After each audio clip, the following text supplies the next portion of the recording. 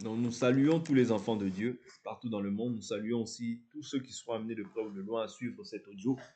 Que le Seigneur de gloire vous bénisse. Donc nous sommes toujours sur notre enseignement qui est intitulé Les idoles visibles et invisibles. Ok, donc sans plus tarder, on va prendre nos Bibles et on va commencer notre enseignement. On poursuit notre marche, toujours sur les idoles visibles et invisibles. On va prendre une écriture. On va prendre une écriture.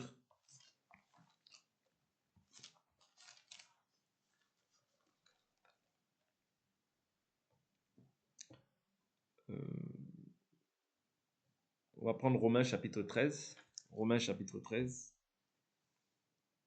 Je prends à partir du verset 11. Romains 13, verset 11.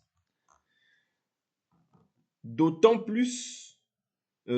vous savez en quel temps nous sommes, c'est l'heure de vous réveiller enfin du sommeil, car maintenant le salut est plus près de nous que lorsque nous avons cru. Je reprends. D'autant plus que vous savez en quel temps nous sommes, c'est l'heure de vous réveiller enfin du sommeil, car maintenant le salut est plus près de nous que lorsque nous avons cru. La nuit est avancée, le jour approche. Oui. Le jour approche. Dépouillons-nous donc des œuvres des ténèbres et revêtons les armes de la lumière.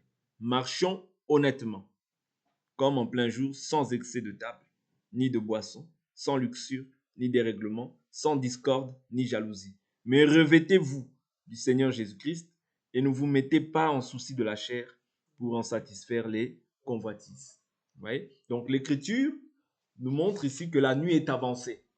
Le jour approche. Quand on parle du jour ici, on parle du jour du Seigneur. Ouais, le jour de son avènement. Voilà pourquoi quand on parle des idoles visibles et invisibles, c'est des choses dont nous devons nous dépouiller. Ouais. Pourquoi? Parce que le jour approche. Pourquoi? Parce que tu as une espérance. Pourquoi? Si tu aspires encore aux choses d'en haut. Mais si tu n'y aspires pas, tu es libre de vivre comme tu veux. Mais si tu aspires aux choses d'en haut, il te faut te dépouiller des œuvres des ténèbres. C'est impératif. Sans ça, tu ne verras pas le Seigneur. Qu'on ne te trompe pas. Ouais. Le Seigneur a des principes qu'il a fixés pour le salut.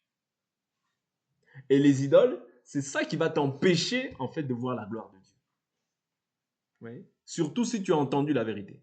Parce que quand tu entends la vérité, tu n'as plus de prétexte. C'est ça que nous dit Jésus. Jésus nous dit ça. Si j'étais pas venu, ouais, je prends cette écriture, je crois que c'est dans Jean. Je crois que cette écriture est dans Jean. Jean, je crois, au chapitre 15, quelque chose comme ça.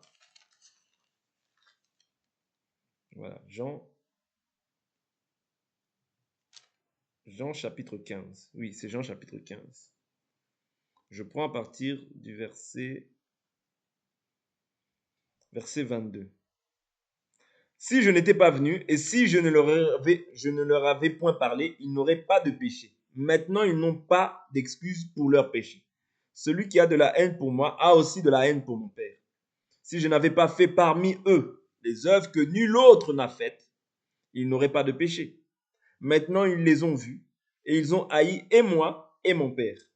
Vous voyez? Donc, quand on haït cette parole, on annonce en réalité. Haïr, c'est quoi? Nous avons vu c'est quoi haïr. Selon Exode chapitre 20, nous avons vu que le fait de faire des idoles, le fait de faire toutes ces choses-là, c'est haïr Dieu. Vous voyez? Parce que l'Écriture dit dans le livre de Exode, vous voyez? L'Écriture dit dans le livre de Exode, tu ne te prosterneras pas devant elle, tu ne leur rendras pas de culte, car moi, l'Éternel, ton Dieu, je suis un Dieu jaloux qui punit la faute des pères sur les fils jusqu'à la 3e et la 4e génération de ceux qui me haïssent. C'est-à-dire que tous ceux qui agissent ainsi, tous ceux qui ont d'autres dieux devant la face de Dieu, ce sont des idolâtres. Tous ceux qui ont des statues dans leur cœur, ce sont des idolâtres. Vous voyez? Et ici, Jésus dit qu'ils m'ont haï. C'est-à-dire que quand on haït la parole, en réalité, quand on haït la doctrine, on haït Dieu. Oui. Quand on refuse de se soumettre à ce que Dieu dit, tu haïs Dieu. Parce que aimer Dieu, c'est garder ses commandements. Vous comprenez? Aimer Dieu, ça se prouve. Quand on aime, on le prouve. Comment est-ce qu'on prouve, nous, qu'on aime Dieu? C'est qu'on garde sa parole. Ouais. Simplement. Mais haïr Dieu, c'est refuser en fait sa parole. Ou bien vouloir le iota. Ou bien ajouter. Quand tu ajoutes, tu es ennemi de Dieu. Quand tu retranches, tu es ennemi de Dieu. Voilà pourquoi tout enfant de Dieu, Dieu ne fait pas de considération de personne. Ce qu'il a dit, il a placé c'est-à-dire il a placé une, comment on peut dire ça? Il a placé une unité de mesure pour chacun d'entre nous. Ouais? C'est-à-dire que celui maintenant qui veut demeurer en Christ doit observer ce qu'il a dit. C'est-à-dire que si toi, ouais, dans ton fort intérieur, tu te dis, ah non, moi ça, je n'observe pas, je fais ça, tu fabriques ton évangile.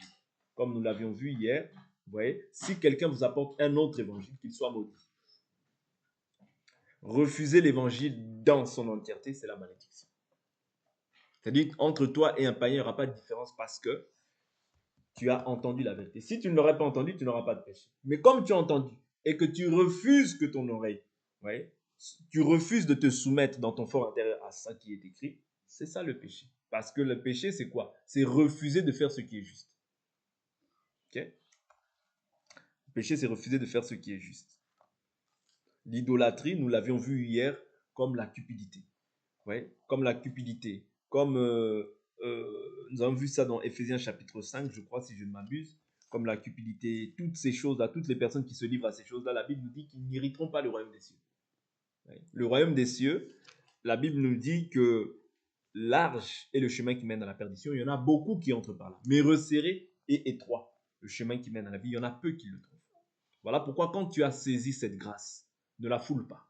Parce qu'il y a des gens qui veulent, qui courent, mais à qui Dieu n'a pas fait cette grâce. Mais toi, à qui Dieu a fait cette grâce, tu dois comprendre en fait quelle est la grâce de Dieu, l'amour de Dieu qu'il a placé en toi, oui, au travers de l'évangile, au travers de l'acceptation de Christ. Parce que la Bible nous dit, ce n'est pas vous qui m'avez choisi, c'est moi qui vous ai choisi et qui vous ai choisi du milieu du monde. C'est-à-dire quand Dieu te choisit du milieu du monde et qui te met à part pour être sa propriété, efforce-toi de pouvoir garder tout ce qu'il te dit, même si c'est difficile. Garde-le pour ton salut. Il n'y a pas quelque chose de plus excellent que le salut de ton âme. Et le salut de ton âme, c'est avec beaucoup de persécutions que tu vas hériter de ce salut. Vous voyez? Parce que quand tu te dépouilles des idoles, ceux qui étaient idolâtres dans le monde autrefois et avec qui tu idolâtrais, vous voyez, vont être offusqués de ta manière de te comporter. Mais pourquoi tu te comportes comme ça? Alors que toi aussi, tu courais aussi vers le même débordement de débauche autrefois. Alors que nous tous, nous allions dans la critique autrefois. C'est-à-dire, quand tu ne te livres plus à ces choses-là, le monde va te haïr. Vous voyez? Le monde va te haïr. Parce qu'ils n'ont pas connu Dieu. Ils n'ont pas connu Christ ainsi que Dieu. Mais si toi, tu agis de la même manière que ces gens-là qui sont haïssables par Dieu, tu auras aussi, Dieu ne fera pas, tu ne pourras pas dire devant Dieu, je n'ai pas entendu. Non, tu as entendu, mais délibérément, tu as endurci ton cœur. Et quand tu endurcis ton cœur, c'est l'idolâtrie.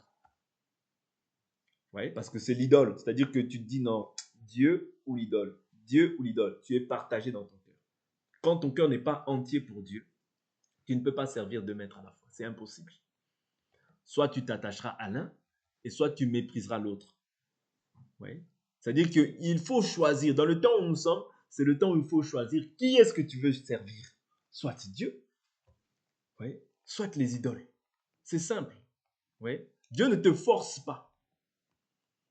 Dieu te conseille. Voilà pourquoi nous aussi, nous ne pouvons pas forcer quelqu'un. Mais nous devons présenter la parole à toute âme afin que chacun sache se positionner par rapport à la parole.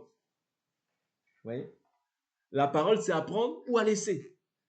Ouais. Mais tu hériteras aussi du choix que tu fais aujourd'hui. C'est-à-dire, les choses que ce qu'un homme sème, il le moissonne.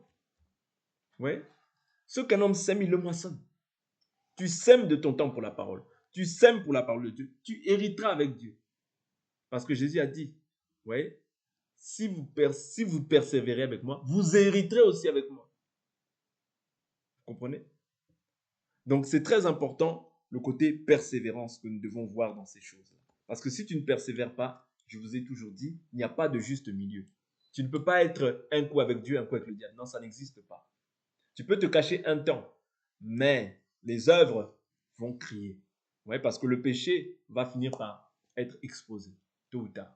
Voilà pourquoi même le livre de 1 Timothée nous dit quoi? Plusieurs garderont l'apparence extérieure de la piété, mais renieront ceux qui en fait la force. Vous voyez? C'est-à-dire que tu ne peux pas garder l'apparence de la piété quand tu renies ce qui en fait la force. C'est pas possible. C'est pas possible parce que Dieu doit révéler qui est qui. Vous voyez? Parce que la Bible dit, on verra désormais la différence entre ceux qui me servent et ceux qui ne me servent pas. Vous comprenez? C'est-à-dire que quand le Saint-Esprit dit ça à Paul, il dit quoi? Il dit, parce que c'est aussi une idolâtrie. C'est vraiment, je prends l'idolâtrie dans tous les sens que la parole l'a exprimé. Hein. Allons dans le livre de 1 Timothée. 1 Timothée rapidement. 1 Timothée, je prends au chapitre 1 Timothée.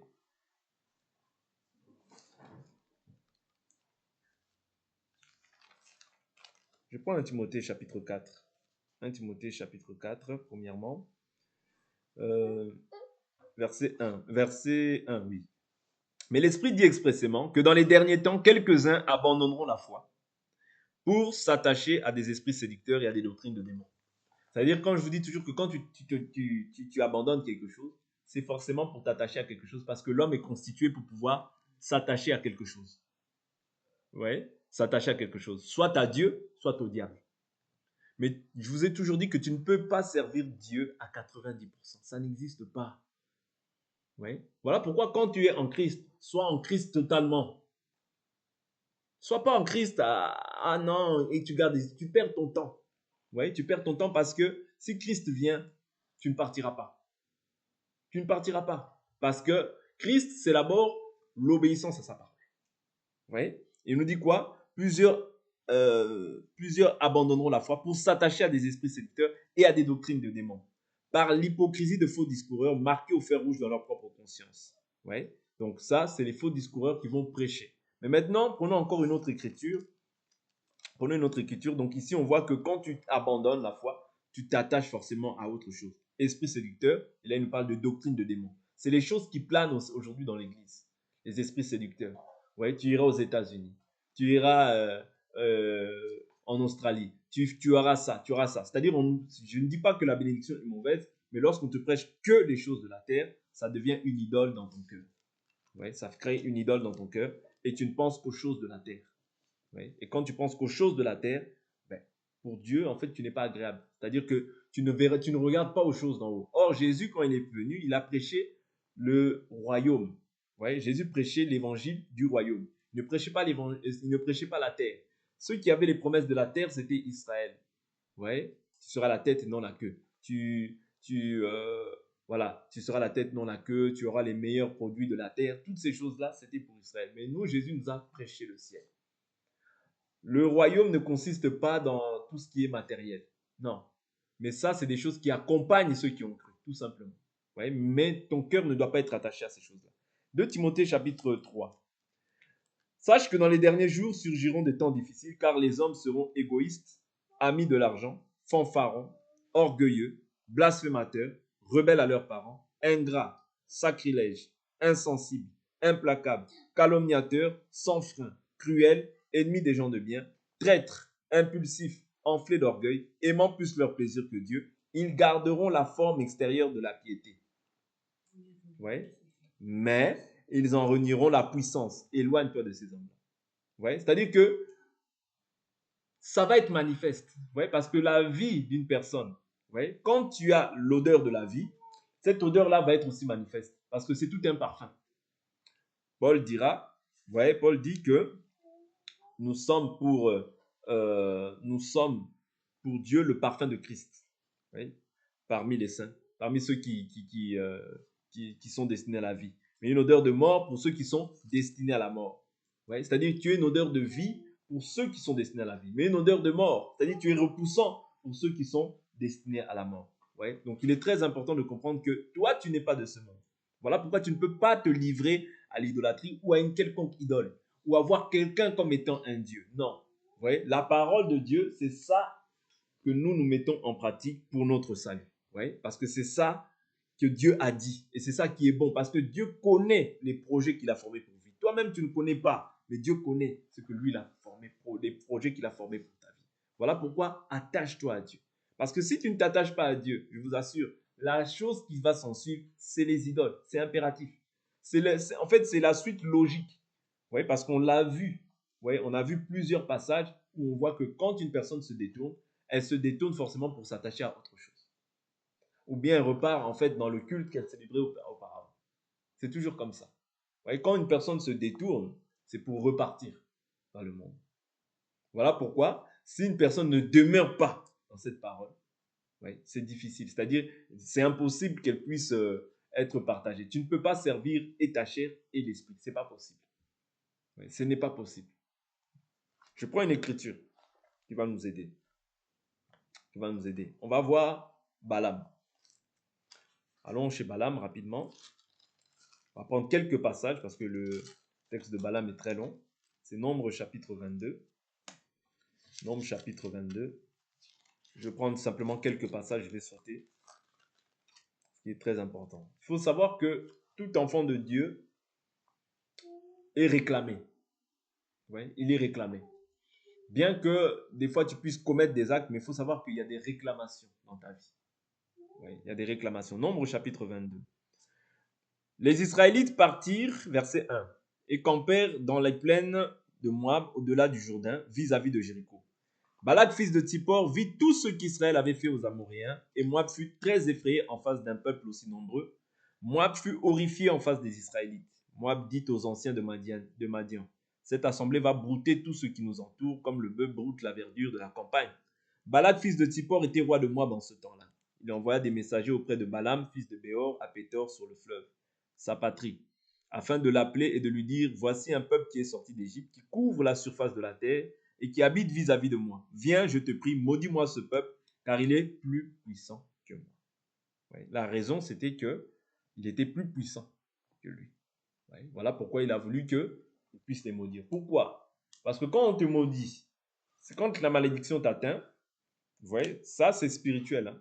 Lorsque la malédiction t'atteint, tu deviens faible face à l'adversaire. Est-ce que vous comprenez? Lorsque tu vis dans l'idolâtrie, tu deviens faible face à l'adversaire. Et le diable connaît ça. Voilà pourquoi le diable veut te sortir de la volonté de Dieu. Pourquoi? Parce que lui, Lucifer, ayant été au ciel, connaît les lois du ciel. C'est-à-dire que quand tu pêches, vous voyez, tu es maudit. Quand tu vis dans le péché, tu es maudit. Est-ce que vous comprenez? Tu es maudit. C'est alors que l'ennemi maintenant peut dominer sur toi. Sans quoi l'ennemi ne peut pas dominer sur toi. Quand tu es dans la volonté de Dieu parfaite, vous voyez, tu es béni. L'ennemi ne peut pas dominer sur toi. Voilà pourquoi l'ennemi veut te pousser à être idolâtre de quelque chose. Vous voyez, il veut qu'il y ait quelque chose qui soit, qui rivalise avec Dieu dans ton cœur, ou bien dans la chair comme ça. C'est ça qui va lui donner l'avantage, la supériorité sur toi. Vous comprenez? Parce que quand toi tu commets le péché, en réalité, il faut comprendre que c'est d'abord une pensée. Ce sont les traits enflammés du malin qui viennent agir dans ta pensée et qui te poussent en fait à commettre des actions qui sont contraires à la volonté de Dieu. De même que le Saint-Esprit te pousse à te sanctifier davantage, n'est-ce pas? Oui, parce que celui qui est saint doit se sanctifier davantage. Mais les traits enflammés du malin te poussent à pouvoir faire le mal. Mais ce mal-là, des fois, ils peuvent être provoqués par des personnes même qui vont peut-être faire des incantations en ton nom. Pourquoi? Parce qu'il faut impérativement d'abord qu'ils te sortent de la volonté de Dieu. C'est une fois que tu es sorti de la volonté de Dieu qu'alors il peut dominer sur toi. Mais tant que tu es dans la volonté de Dieu, tant que tu respectes la parole de Dieu, que tu honores Dieu, Dieu aussi te garde. Parce que c'est une promesse que Dieu a faite à son peuple. Vous voyez? Je suis avec vous lorsque vous êtes avec moi. Mais dès lors où toi tu sors de la volonté de Dieu, Dieu n'est plus avec toi. Je saute, je vais au verset 11. Voici un peuple qui est sorti d'Égypte et qui couvre la surface de la terre. Viens donc, vous-le-moi pour moi à la malédiction. Peut-être ainsi pourrais-je le combattre et le chasserai-je. Vous voyez? C'est-à-dire, vouer à la malédiction, c'est pouvoir combattre et pouvoir asservir. Tant qu'il n'est pas voué à la malédiction, Dieu ne maudit pas. Verset 12, il dit, Dieu dit à Balaam, tu n'iras pas avec eux, tu ne maudiras pas ce peuple, car il est béni. Vous voyez? Tu ne maudiras pas ce peuple, car il est béni. Vous comprenez? Dieu combat pour nous, même dans le secret. C'est-à-dire, il y a des choses qu'on ne voit pas physiquement comme ça, mais Dieu combat pour toi. Pourquoi? Parce que tu es dans sa volonté. Mais le jour où tu sors, Dieu permettra que l'ennemi puisse dominer sur ta vie. Vous comprenez? Ce sont des principes spirituels. Voilà pourquoi je vous dis que quand hier ou avant-hier, je vous ai pris Lévitique 26, où l'Écriture dit que tu seras en paix avec les animaux des champs. Vous voyez? Or, les animaux représentent aussi les nations. Vous voyez? Les nations, ou bien ceux qui ne sont pas en Christ. C'est-à-dire que quand les animaux commencent à te dominer, quand ils commencent à même à dominer sur toi, à avoir la supériorité sur toi, pose-toi des questions. Rentre en toi-même. Est-ce qu'il y a quelque chose que j'ai fait? Est-ce qu'il y a un acte que j'ai posé qui n'a pas été à la gloire de Dieu? Parce que, bibliquement parlant, ce n'est pas possible. À moins que Dieu le permette. Mais si Dieu le permet, Dieu te montrera que c'est une persécution qui vient de moi. Parce que la Bible nous dit, qu'y a-t-il à souffrir pour avoir péché? C'est-à-dire, si toi-même tu as péché, ouais, ouais, quand toi-même tu t'es mis dans une posture, dans une position, ouais, où tu as médit, où tu as fait ceci, et par la suite, tu as reçu une persécution, là, c'est parce que toi-même, tu t'es mis dans une mauvaise posture. Mais si il arrivait que c'est Dieu qui permette, Dieu lui-même se glorifiera par la suite. Dieu lui-même se glorifiera par la suite. Vous comprenez? Donc, il est très important de comprendre que quand tu es en Christ, tu es béni. Tu es béni. La malédiction ne peut pas t'atteindre parce que la Bible nous dit il n'y a maintenant aucune condamnation pour ceux qui sont en Christ Jésus, qui marchent non selon la chair, mais selon l'esprit. Oui. La loi de l'esprit de vie m'a délivré de la loi du péché et de la mort. C'est-à-dire la loi du péché et de la mort, c'est cette loi dans laquelle tu étais avant. Vous voyez, quand tu étais sans Christ. Nous demeurions tous dans la loi du péché et de la mort. Un seul a péché, tous ont péché. Oui. C'est-à-dire, de par Adam qui a péché, il y a la semence du péché qui est en nous. Parce que Dieu a condamné le péché dans la chair. C'est-à-dire que nous tous, nous étions sous la loi du péché et de la mort. Mais au jour d'aujourd'hui, en Christ Jésus, nous sommes sous la loi de l'esprit de vie. En Christ Jésus. Mais maintenant, il faut que tu demeures dans ces choses pour ne pas voir la colère de Dieu. Ok? Je saute. Donc après, il a essayé de maudire à plusieurs reprises. Cela n'a pas fonctionné. Je saute, je vais au chapitre 23, le verset 23. Il dit, l'occultisme ne peut rien contre Jacob, ni la divination contre Israël. Au temps marqué, il sera dit à Jacob et à Israël, quelle est l'action de Dieu? Vous voyez? Donc, je saute encore. Je vais au chapitre 24, verset 9. Il s'accroupit, il se couche comme un lion et comme une lionne.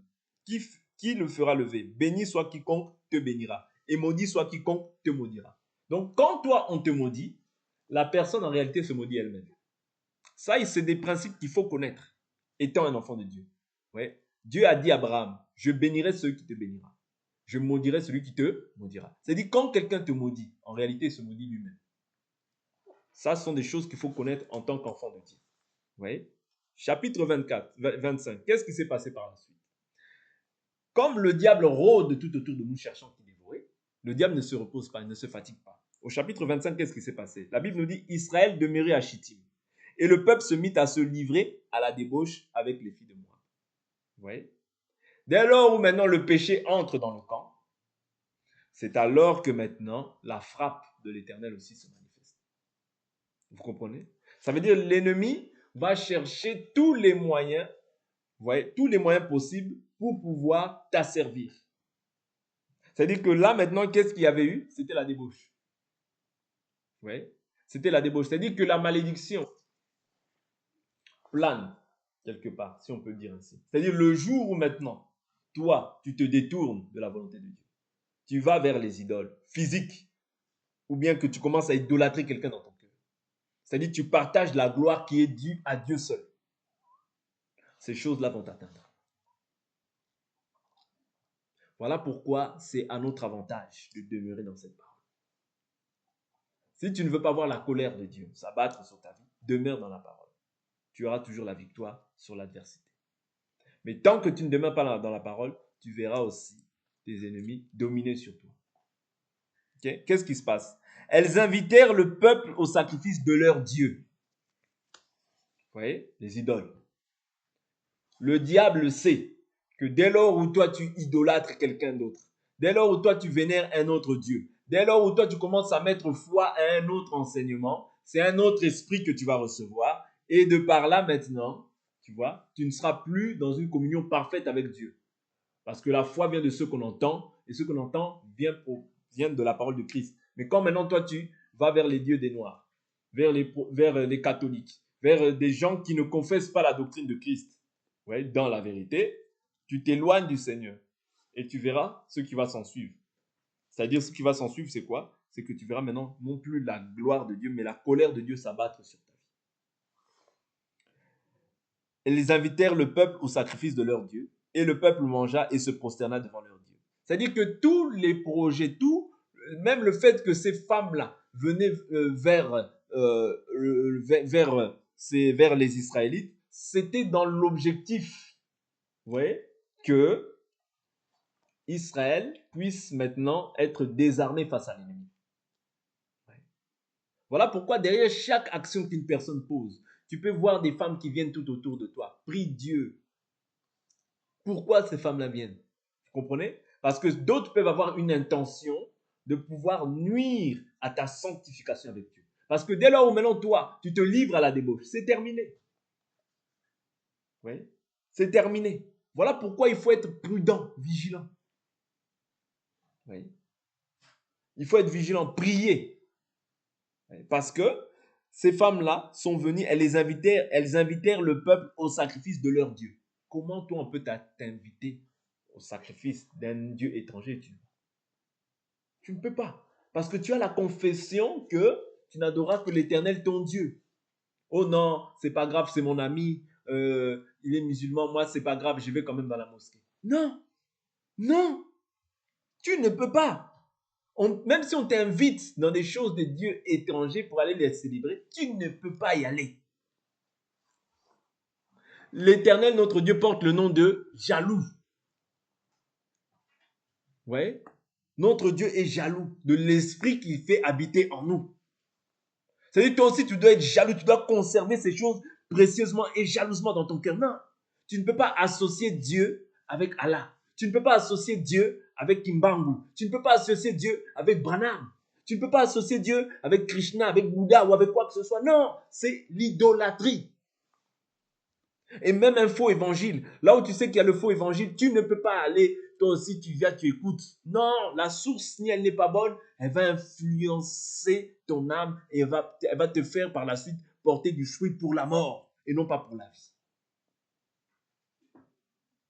Vous comprenez? À moins qu'on t'appelle pour prêcher. Là, c'est différent. C'est-à-dire, si les gens m'appellent pour prêcher, j'y vais, je prêche la parole. Mais si vous m'appelez simplement pour m'associer avec vous, pour vénérer votre Dieu, je n'irai jamais. Vous comprenez? Donc, il faut être jaloux de l'esprit que Dieu a mis en toi. Vous voyez? C'est-à-dire que quand il les invitait, c'était dans l'intention qu'ils se prosternent devant leur Dieu. Vous voyez? Quand ils se prosternent devant leur Dieu, c'est fini. Dieu voit. Et Dieu va frapper. Pourquoi? Pour vous corriger et pour vous montrer qu'on ne se manque pas de Dieu. Ce qu'un homme aura semé, il le moissonnera. Israël s'accoupla avec Baal-Péor. Est-ce qu'ils se sont accouplés physiquement? Non. Mais du fait qu'ils se sont prosternés. Vous voyez? Pour Dieu, ils se sont accouplés. Pour Dieu, ils se sont prostitués. Pour Dieu, ils sont allés vers un autre Dieu, vers un autre mari. Parce que l'époux, je vous ai pris souvent cette écriture. Vous voyez? Je crois que c'est Ésaïe, chapitre 55, quelque chose comme ça. Vous voyez? Ésaïe 54, verset 5. L'écriture nous dit, car celui qui t'a fait est ton époux. L'Éternel des armées est son nom, est ton rédempteur et le Saint d'Israël. Il se nomme Dieu de toute la terre. Vous comprenez? Donc Dieu était un époux pour Israël. Mais dès lors où maintenant les Israélites allaient s'accoupler, allaient vénérer, se prosterner devant un autre Dieu, c'est-à-dire adorer, vous voyez, c'est s'accoupler. Vous comprenez? Adorer, c'est s'accoupler. Vous comprenez? Tu t'accouples avec un autre Dieu. Vous comprenez? Parce que le Dieu te donne une semence. Notre Dieu nous donne la semence. La semence, c'est la parole de Dieu, n'est-ce pas? C'est-à-dire Dieu nous montre un modèle de la manière dont nous devons adorer. Nous devons l'adorer lui. C'est en esprit et en vérité, n'est-ce pas? Mais maintenant, quand quelqu'un va se prosterner devant un autre Dieu, il adore ce Dieu-là. Et pour Dieu, il s'accouple avec ce Dieu-là. Parce que nous, lorsque nous nous unissons au Seigneur, qu'est-ce que dit l'Écriture? Nous faisons un seul esprit avec le Seigneur, n'est-ce pas? Ça, c'est 1 Corinthiens chapitre 5. Ouais. C'est-à-dire que celui qui s'unit au Seigneur. Voilà pourquoi on parle du fait de s'unir au Seigneur. Quand tu es en Christ, tu t'unis avec le Seigneur. Autrement dit, tu t'accouples avec le Seigneur. C'est pas moi, c'est 1 Corinthiens qui parle de ça. Prenons cette écriture, laissons un doigt dans... Arrête un peu. Laissons un doigt dans 1 Corinthiens. Allons rapidement dans 1 Corinthiens chapitre 6, verset... je prends 1 Corinthiens 6 au verset...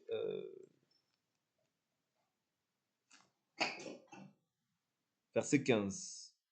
Il dit, ne savez-vous pas que vos corps sont les membres de Christ? Prendrais-je donc les membres de Christ pour en faire les membres d'une prostituée? Vous comprenez?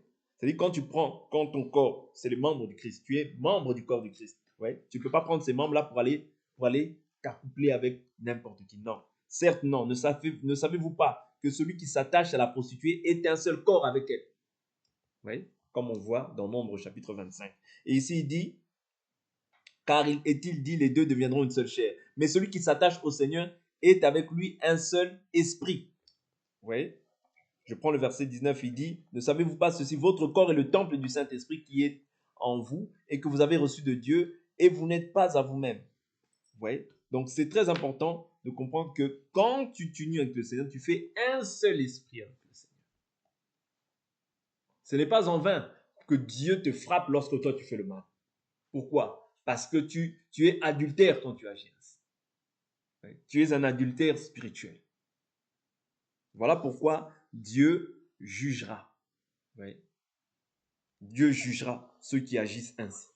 Dieu ne peut pas agréer une personne qui est idolâtre. Non. Parce que quand tu agis comme ça, tu es un idolâtre et tu es un adultère spirituel. Mais les idolâtres n'hériteront pas le royaume. Parce que tu as un autre Dieu devant ta face. Qu'est-ce qu'il dit? Israël s'accoupla avec Baal-Péor et la colère de l'Éternel s'enflamma contre Israël. On va s'arrêter là après.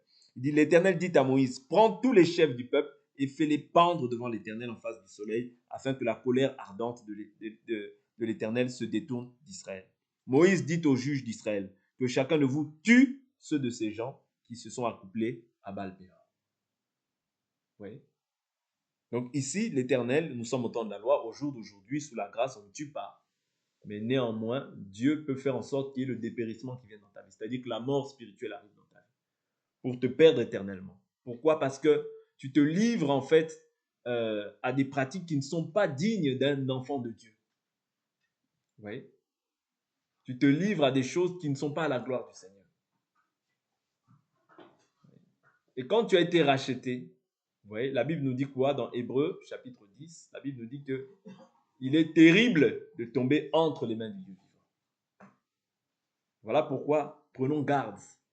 Cette génération, Dieu l'appelle perverse, corrompue, pécheresse, adultère. Il ne faut pas qu'il en soit ainsi devant nous, parce que nous avons beaucoup entendu cette parole. Cette parole-là, elle est à la fois une bénédiction quand tu la mets en pratique, mais elle est à la fois une malédiction lorsque tu ne la mets pas en pratique. C'est une épée, la parole de Dieu, c'est une épée à double tranchant. Vous voyez? Donc nous devons prendre garde et nous examiner. Vous voyez? Nous examiner afin qu'il n'y ait rien du diable, rien de l'idolâtrie en nous, rien de l'adversaire en nous. C'est alors que tu vaincras. Jésus dit, le prince de ce monde vient, il n'y a rien de lui en moi.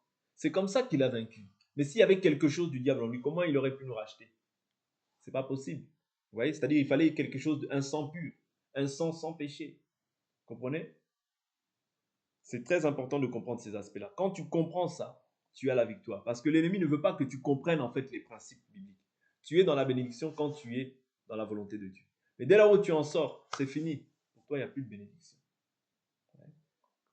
C'est pour ça qu'il est important de pouvoir comprendre ces choses-là, mais de ne pas se borner seulement à écouter, mais de pratiquer, afin que Dieu soit glorifié et qu'il prenne plaisir à nos vies, à tout un chacun. On va s'arrêter là, on va prier.